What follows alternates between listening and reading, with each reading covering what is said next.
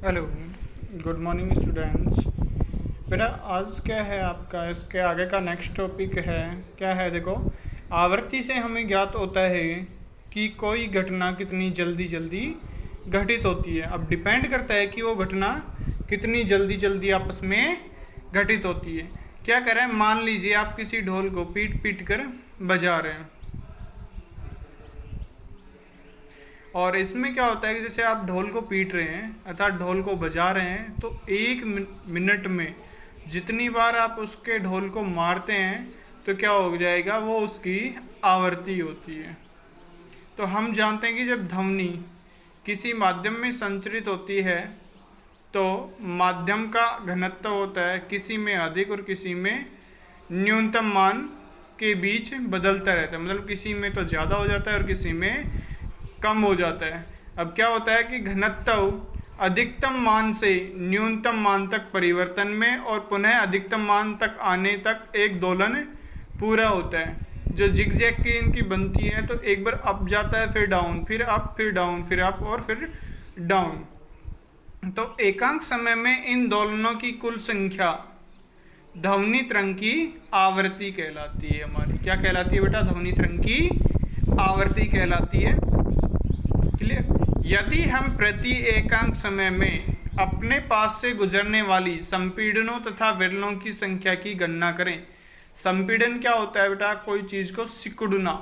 संपीड़न की जगह क्या लिख सकते हैं हम, सिकुड़ना भी।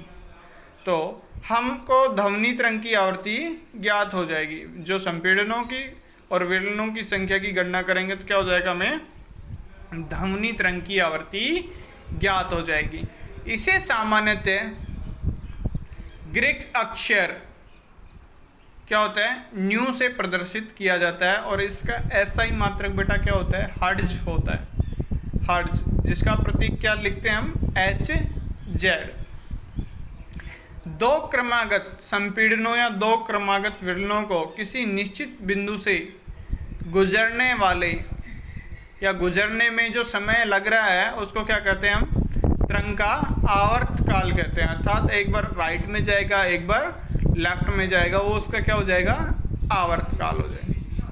आप कह सकते हैं कि एक संपूर्ण दोलन, आप कह सकते हैं क्या होता है कि जो संपूर्ण दोलन होता है हमारा, उसमें लिया गया समय, जो उसमें टाइम ले रहे हैं उसमें क्या हो जाता है बेटा कि जो समय लिया गया है उसमें ध्वनि तरंग का क्या हो जाएगा, आवर्त काल कहलाता है। और इसे क्या करते हैं हम, कैपिटल T अक्षर से प्रदर्शित करते हैं, और इसका मात्रक क्या होता है बेटा, सेकंड होता है इसका मात्रक। क्लियर। और जो आवर्ती और तथा आवर्त काल के बीच में जो संबंध होता है वो क्या होता है, V = 1/T।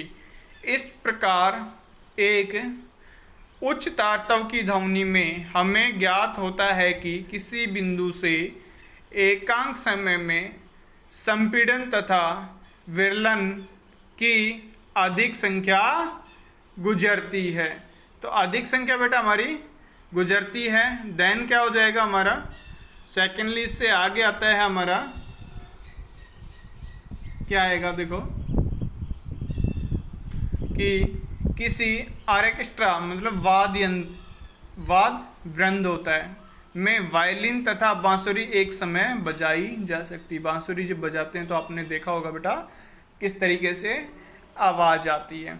क्या कह रहा है, दोनों ध्वनियाँ एक ही माध्यम में चलती हैं। अर्थात कौन सा माध्यम में चलती हैं, वो वायु में चलती हैं, और हमारे कानों तक एक ही समय में क्या होती हैं, वो पहुँचती हैं।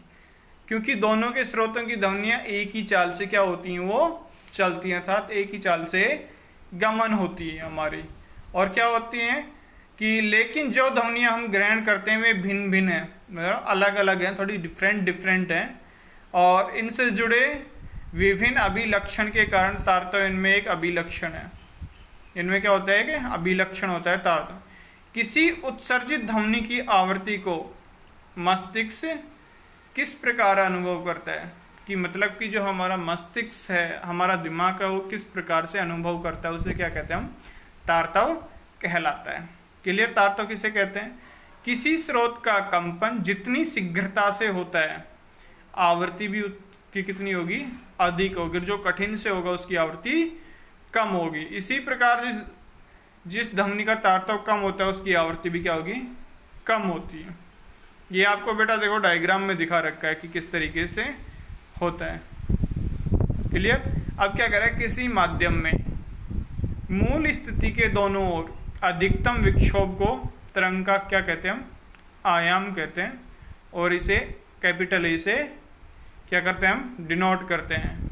और इसका क्या होगा, इसका मात्रक दाब, ध्वनि के लिए इसका मात्रक दाब या घनत्व का मात्रक होगा, जिसकी प्रबलता और मृदुता मूलतः इसके आयाम क्या करते हैं हम, ज्ञात करते हैं।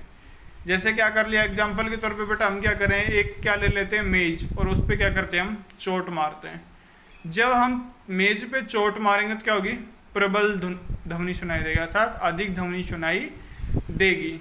वो किसके कारण होती है कि ध्वनि तरंग क्या होती है, हमारी स्रोत से निकलने के बाद में फैल जाती हैं। हमारी जो ध्वनि है वो क्या करती हैं, फैल जाती हैं। क्लियर। अगर मान लीजिए जब फैल रही हैं तो दूर जाने पर इसका आयाम और प्रबलता दोनों क्या हो जाएंगी, कम हो जाएंगी, और प्रबल ध्वनि क्या होती है, अधिक दूरी तक चलती है, अर्थात अधिक दूरी तक वो सुनाई देती है, और यह अधिक ऊर्जा से क्या करती है, संबद्ध करती है। और समान आवृत्ति की प्रबल और मृदु ध्वनि तरंग आकृतियाँ ये नीचे कर, मृदु की तो छोटी हो बनती है और प्रबल की अधिक बनती है जिग-जैग में। तो आज के लिए बेटा इतना ही, कल आपका हम नेक्स्ट करवाते हैं। थैंक यू बेटा।